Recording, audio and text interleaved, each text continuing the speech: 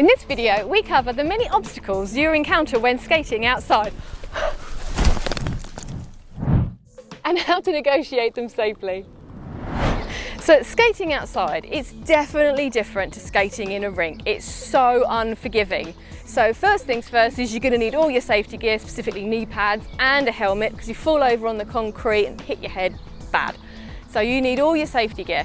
Now, skating outside is really intimidating, especially if you've been learning indoors, say on wooden floor, on your tiles in your house, and then all of a sudden you go outside and it's almost like having to learn again, because your wheels indoors will slip and slide and it will help you to turn and stop. And then you come outside and you put these gummy wheels on, so it absorbs all the bumps, but they don't slip at all. So all of a sudden, to create any movement, you're gonna have to lift your feet a lot more, and it's a lot more intimidating. So take it easy outside, it will take time, and it's definitely different to being in your house or on a rink. One of the most important pieces of equipment when you're skating outside, other than your safety gear, is the wheels. Now, when you're skating outside, you need a softer wheel. So wheels go from hard to soft. Hard's around 100 and soft is sort of 75, 78. There's no rule that says you can't wear 100 outside if you want to. On this foot, I have a 75, and on this foot, I have a 100.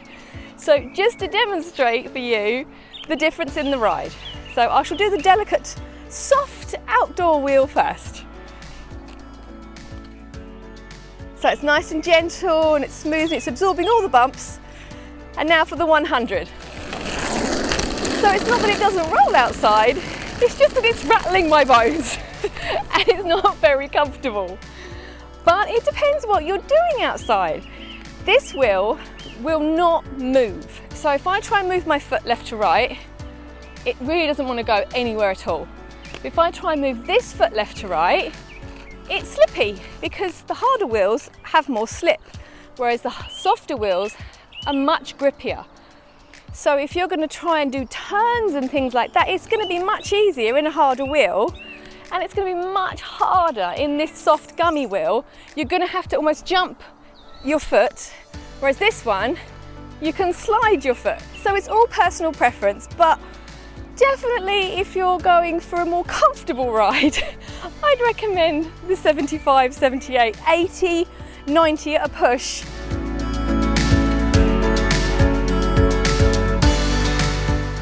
So when you're skating outside, you're going to encounter all different types of terrain.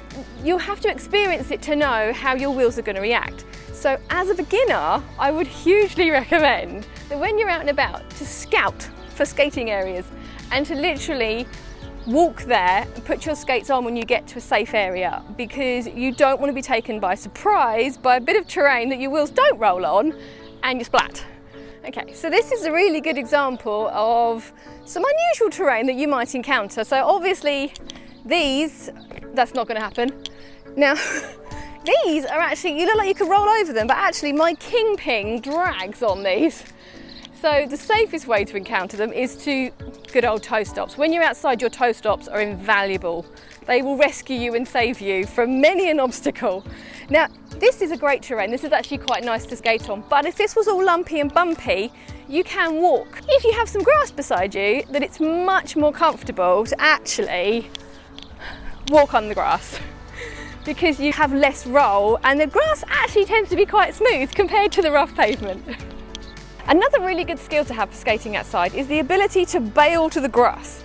So by this I mean you're skating along and there's an obstacle in the way and you can run onto the grass. So you have to bear in mind that when you're skating and rolling, you've got a forward momentum. So when you hit the grass, you often have to run a little bit just to keep that momentum so you don't fall over. I'll show you what I mean. So I'm skating along and there's a dog or a child in the way, so I'm going to hit the grass. But because you've got forward momentum, you have to jog to a stop. You can also do it by hopping back on again, so I'll show you that as well. So, if I'm skating and there's an obstacle, I can go round the obstacle and back on. Another really fun fun aspect of skating outside is that nearly everywhere has these hidden cambers and hidden inclines, so you can be standing still and all of a sudden you just start to move. So it's really important to stand. So all I do is I turn my feet inwards, and if you stand like that, it will stop you from rolling without wanting to, because all of a sudden you can start to roll and it can really take you by surprise and you do a nasty back and they're really horrible.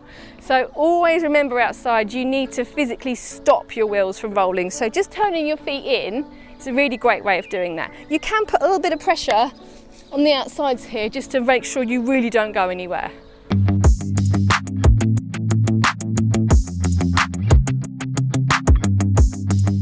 Let's do uphill first. So there are two main ways to do uphill. The first one is stroke skating. So it's loads of power. So if you're looking for the more athletic side of skating and you want to build up a bit of a sweat, then this is for you. It's a great thigh workout as well. The other way is similar to stroke skating, but you're going to use your toe stop to give you the power. I shall show you both of them. So the first option is one that's really good for the thighs. So you're going to push from the inside each time. So this is proper stroke skating and you've got to use a lot of power. Are you ready?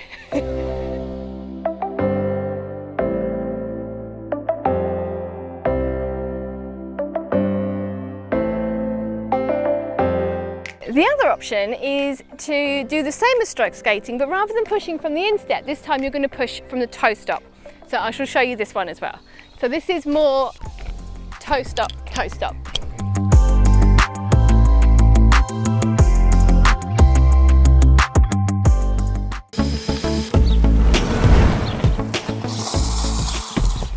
So I've shown you how to go uphill, I better show you how to get back down again.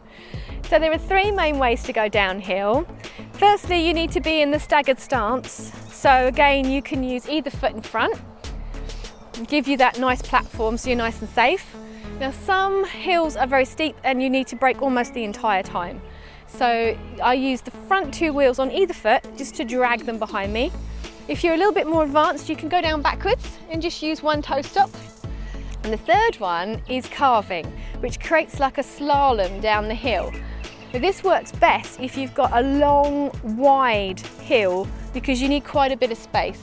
But I'll show you how it works anyway. Right, so this is staggered stance, and I'm just going to show you how I brake with the front two wheels. So here we go. So staggered stance, and then I'm picking up speed, so I'm just going to drag my back two wheels, slow down a little bit, back to staggered stance, braking again. So the next one is the backwards one. So pick whichever foot you prefer to have at the back. So you're creating the staggered stance, but you're going to have one toe stop in. Obviously you can let it gather speed and then pop the toe stop back in. So you can keep it down the whole time, or you can just let it roll and then, oh, too fast, and slow yourself down again. You can do it on either foot.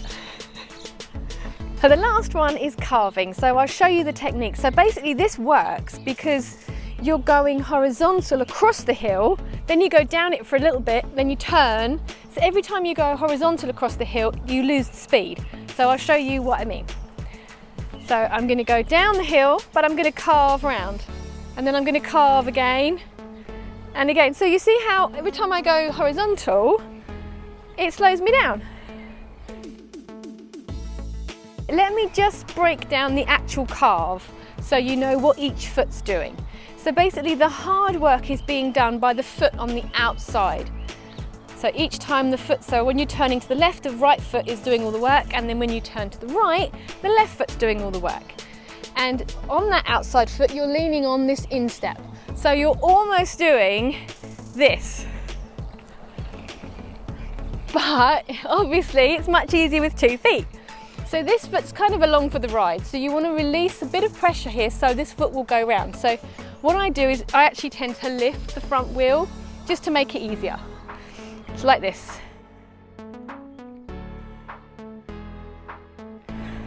Now you can leave this foot on the floor, but if you've got really gummy wheels on, you might just have to hop it around a bit.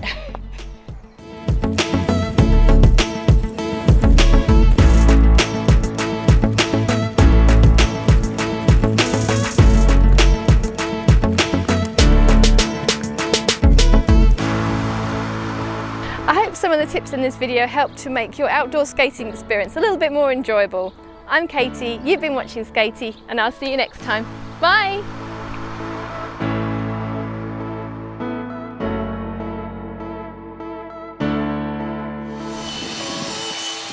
Welcome to the peaceful British countryside. Keep eating my hair. If you want to go slightly more relaxed, we can use the toe shop. It's toe shop. And it's most, start again. But this time, rather than pushing from the instop, you're in, why can't I say things?